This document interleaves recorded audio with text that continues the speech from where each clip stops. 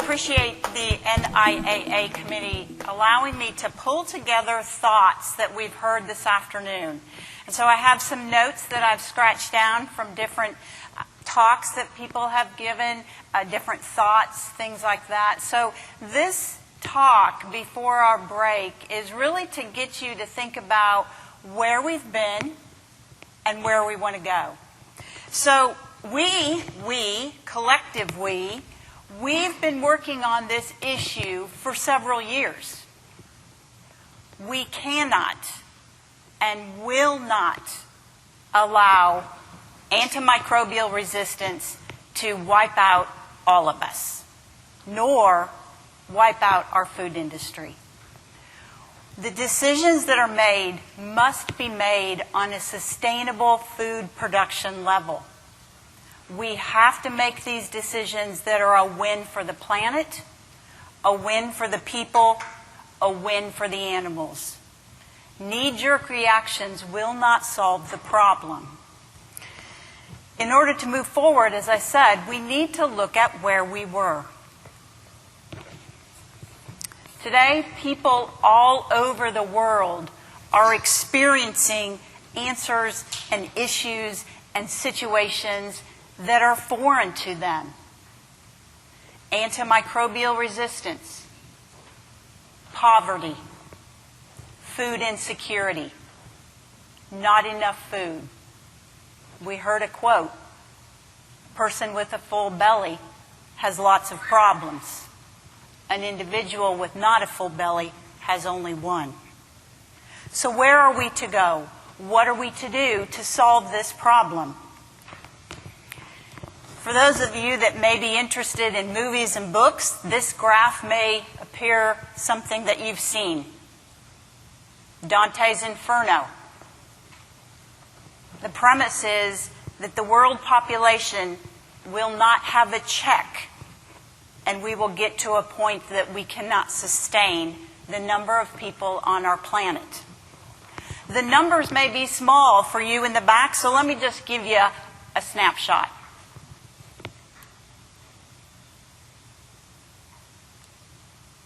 How about this? If that does not rattle your cage, I don't know what will. 4.7 billion people on our planet in 1984. Approximately 7.5 today. Estimates by 2050, 9 billion people. Those are a lot of mouths to feed. And for those populations that are becoming economically viable, one of the main things that we heard today is protein consumption. They will want more, and we should be able to give them more. Developing countries will ask, how can we provide food for our people? We have ample in the United States. They want what we have. But we've got a dilemma. Our dilemma is 2% of the population are farmers in the United States. These are recent labor statistics. Only 15% of us sell, process, and produce the nation's food. Today's consumer, tomorrow's consumer, the millennials, 3 generations removed from the farm. We've heard a number of folks that talk about they don't understand. The science is too complicated. Come out to my farm. If we have 3 generations removed from the farm, it's no wonder they don't understand agriculture, let alone antimicrobial resistance.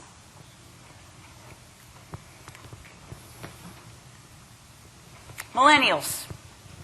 That word is thrown out there a lot. Sometimes they're grouped in a bad category. Well, I don't know. I mean, I've got millennials in my household. They're curious. They utilize technology that maybe some of us old-timers are not comfortable with. They're impulsive. They want to know information. For those of you that are familiar with Snapchat, how long does that last? A microsecond. And then it's gone. So they want that information all the time, right now. Give it to me.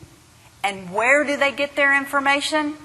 They get it from their phone, online sources. So, what are our millennials seeing when they go online and type in agriculture, antimicrobial resistance, antibiotic free? This is what they see.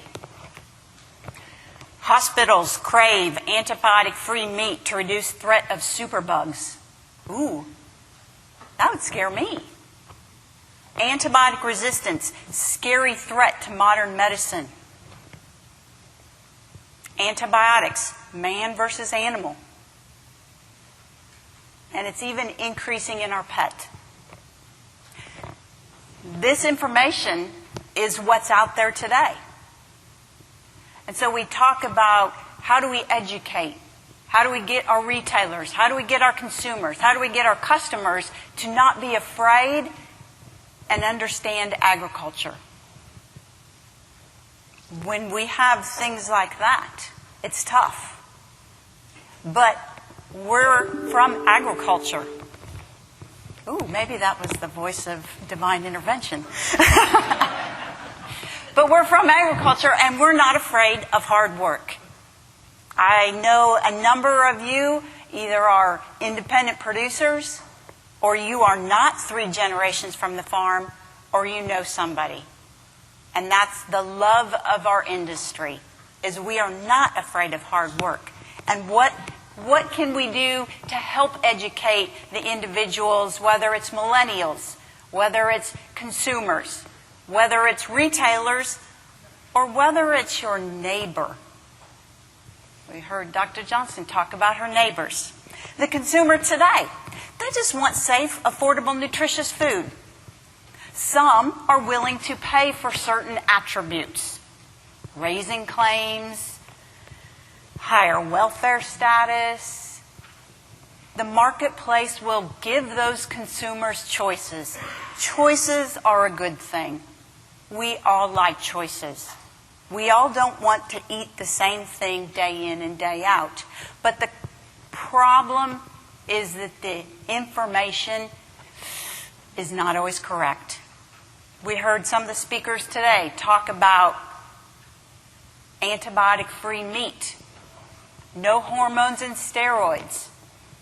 Do you have veterinarian care? So, one of the things that Tyson is doing, he's learning how to run the clicker, is we know we have to help lead this conversation. We cannot just sit around and wait for something to happen. If you were here on the first day, you saw these statistics.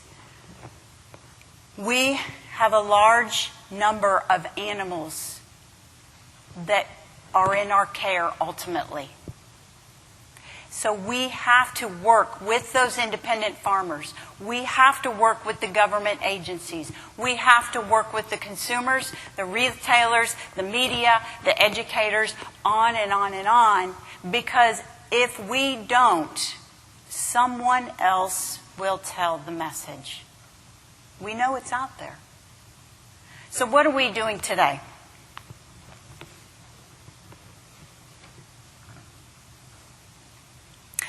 We, like many of my peers, are trying to educate about what happens on farm. We had a lot of folks up here talk about not treating individual birds. That's correct. In an average broiler farm, there's approximately 25,000 birds. This is the true meaning of herd health. Were there some birds that are sick that our veterinarians say treat? You bet. Are there some birds in there that are not sick? You bet. but those birds will receive the treatment. It's truly the herd health. So what we're trying to do is educate the general consumer, educate retailers in those manners that they're used to. Snippets, Snapchat, simple videos. I'm going to show you a video that we recently released around antibiotics in our chicken farming. This is a chicken. Just like people, chickens have a few basic needs: food, water, rest, even community. At Tyson Foods, we do all we can to keep chickens healthy. Farmers keep their housing clean, and we blend good things into their food, like probiotics and herbal alternatives that fight harmful bacteria. But like us, sometimes chickens get sick. When they do, we give them medicine, not just to treat one bird, but to keep the entire flock healthy. And sometimes, that means using antibiotics. This can make some people uneasy because they think giving chickens antibiotics is bad. But there are two kinds of antibiotics: animal only and shared class, which are also known as human antibiotics because they can be used in both humans and animals. Why does this matter? Because there's a growing concern that overusing human antibiotics in animals could make some bacteria resistant to those human antibiotics and make infections in people more difficult to treat. That's why we use antibiotics responsibly. We only use them when prescribed by a veterinarian, and only for a few days. We want to do our part, so we made a commitment to combat antibiotic resistance while keeping our chickens healthy. We are working to stop the use of human antibiotics in our chickens raised for food by the end of September 2017. And to make it possible, we continue to explore ways to keep chickens healthy through continued improvements in housing, sanitation, probiotics, and selective breeding. Because at the end of the day, what matters most is raising a healthy chicken. To learn more, please check out TysonSustainability.com. How long was that? 30 seconds-ish, approximately? That's about how much time that you have to explain what AMR is to your peers. And you'll even have less if you want to explain it to the soccer mom. Because she's already stressed, or he's already stressed. They want to provide safe, affordable food because she's looking at her watch going, I got to get my 2 kids to soccer or ballet or football. And that is where we need to really drive home the message that the food that she or he is buying is safe, wholesome, and will still be affordable for her tomorrow and the next day. So we've heard a lot about partnership and collaboration. Let's rewind a little bit. How many of you were partnership and collaboration? How many of you were at the White House meeting about a year ago? Oh, a few hands, a few hands. So do you remember the White House meeting? What happened? They separated us. The animal ag people were in one room and the medical people were in another room. But over the course of time, we've learned that collaboration and partnership is the only way to get things done. So for Tyson, what are we doing? We have reached out. We've partnered with Pew. We've partnered with one of our customers.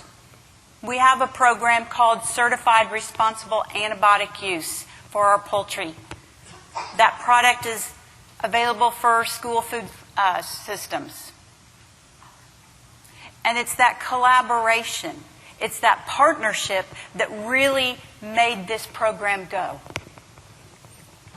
If you think about what we've done so far in the last year, the White House, here's the 5 key notes that they want to do. Slow, strengthen, advance, accelerate, improve. Great. I'm glad we have our government online. But we also have to think about the global situation. How many of you are aware of the UN resolution that just came out about a month ago? Yes, a few. A few. For those of you that did not raise your hand, I encourage you to look at it. As we move forward, it's not just about here in the U.S. We truly have an international opportunity to use technology and understanding and collaboration going forward. CDC. Dr. Chris, he was here, talked about these 7 aspects. All 7 need to be done in order for the hospitals to have a stewardship program. This is a good model. We need to work with our partners to look at this model. Some things will need to be tweaked. We have herd health issues. Hospitals have individuals. But we can learn from those people that have these programs already. How about this? Education. We talk about, how does the mom know? Pull this off the web. CDC and FDA.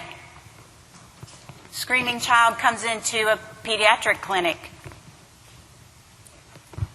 These posters are there. Maybe she'll think, or maybe he'll think.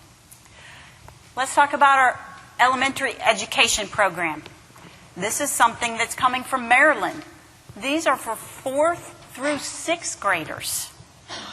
We also heard people talk about, how do we get to 4-H?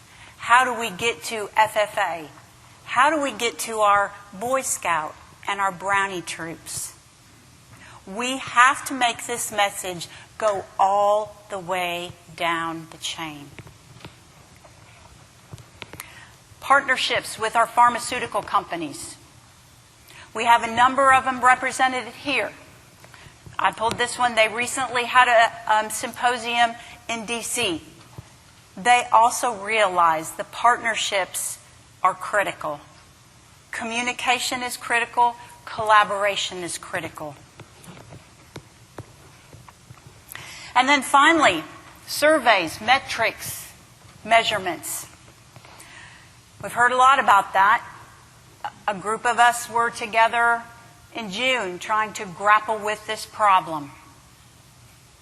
I can guarantee you that these surveys and these questions that you see, we are already being asked to provide answers.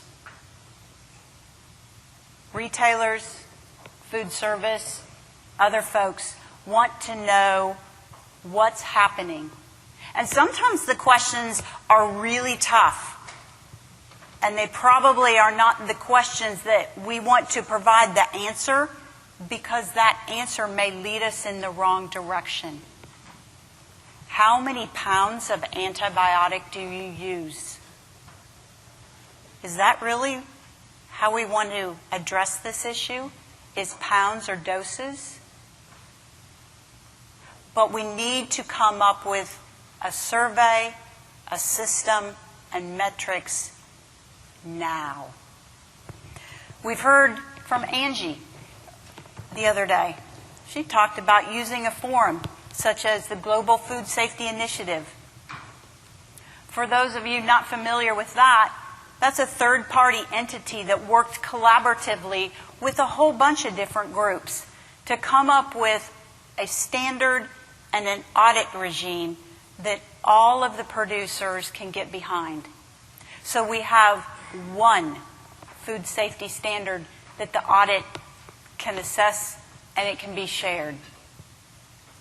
The last thing any of us want is more audits and more paperwork, because that does not allow us to do what our passion is today: produce safe, quality foods. So I leave you with some of these things. Here's the groups that we need. And I may have left off a few, and I'm going to read a few that I heard out there. So agriculture. I have 4-leggers, 2-leggers, and fins. Today, We also need to include our minor species, our sheeps and our goats. We also need to think about our insects. I did not realize, but I heard today that a number of folks that are beekeepers do treat their bees that get sick from a bacterial infection.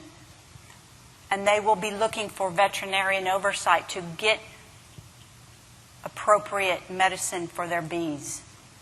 The medical community, we've got some great folks here. Probably need some more.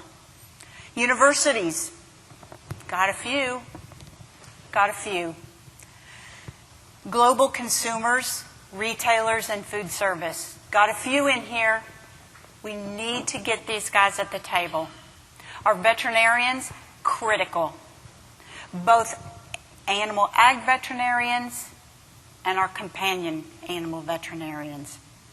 And finally, our NGOs and not-for-profits. As you heard a couple panels, we must have everyone at the table, because if you come up with a solution that did not have voices from everyone, it will be discounted.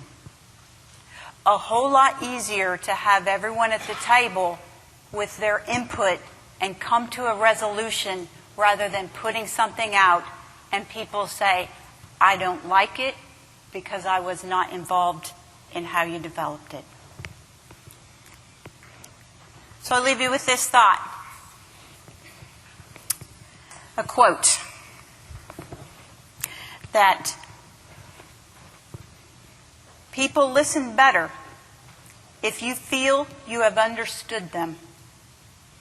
So if you want the other side to appreciate your interests, begin by demonstrating that you appreciate theirs. Getting to the Yes by Roger Fisher. Thank you.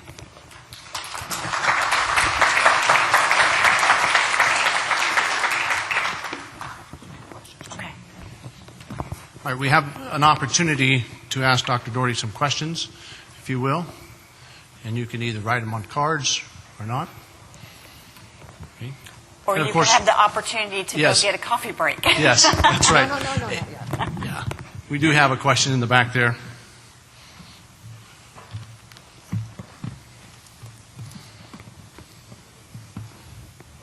Oh, here we go. Coming in on the card.